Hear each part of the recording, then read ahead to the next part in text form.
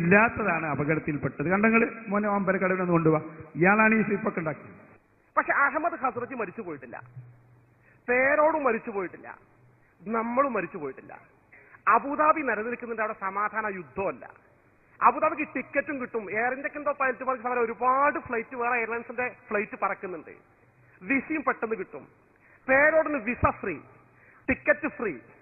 ഈ വിഷയം അന്വേഷിക്കാൻ വേണ്ടി അബുദാബി അഹമ്മദ് ഹസ്രയുടെ അടുത്തേക്ക് മിതമായ മധ്യസ്ഥന്മാരെ കൂട്ടിക്കൊണ്ട് പോകാൻ തയ്യാറുണ്ടെങ്കിൽ എല്ലാ ചെലവും വഹിക്കാൻ ഞങ്ങൾ മതി. അപ്പൊ എന്തായി?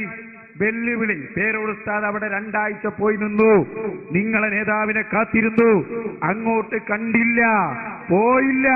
കാരണം പോയാൽ ഈ വിവാദം തീരാൻ പാടില്ലല്ലോ. പണ്ടൊരാള് ബസ്സില് കാലിന് വ്രണായിട്ട് മുറിയായിട്ട് ഇങ്ങനെ പിരിവെടുത്താണ് എല്ലാവരും എടുത്തുന്നു. അപ്പൊ ഒരാൾ പറഞ്ഞു, നിങ്ങൾ വെറുതെ അടങ്ങാറാകണ്ട, ഞാൻ ആ ഡോക്ടറെ എടുത്ത് കൊണ്ടിട്ടൊന്ന് മാറ്റിത്തരാം, ഒന്ന് വരി, നമുക്കൊന്ന് ചികിത്സിക്കാം.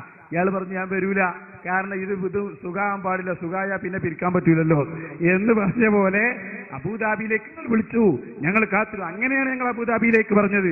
അല്ല, ഞങ്ങൾ ആദ്യം തന്നെ വന്ന് അബുദാബിയിലുണ്ട് എന്ന് പറഞ്ഞതല്ല. ഞങ്ങളത് വായിച്ചു, നിങ്ങൾക്ക് പറ്റിയത് ഞങ്ങൾ 2 നിബന്ധനയെ വെച്ചു.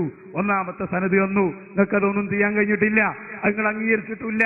2, നിങ്ങളാണ് അബുദാബിയിലേക്ക് ക്ഷണിച്ചത്, അതുകൊണ്ട് അബുദാബിയിലേക്ക് നമുക്ക് പോകാം, അല്ലെങ്കിൽ ഈ വെല്ലുവിളി നിങ്ങൾ പിൻവലിക്കുക, ഒരു വാദപ്രതിവാദത്തിന് തയ്യാറാകുക. അന്ന്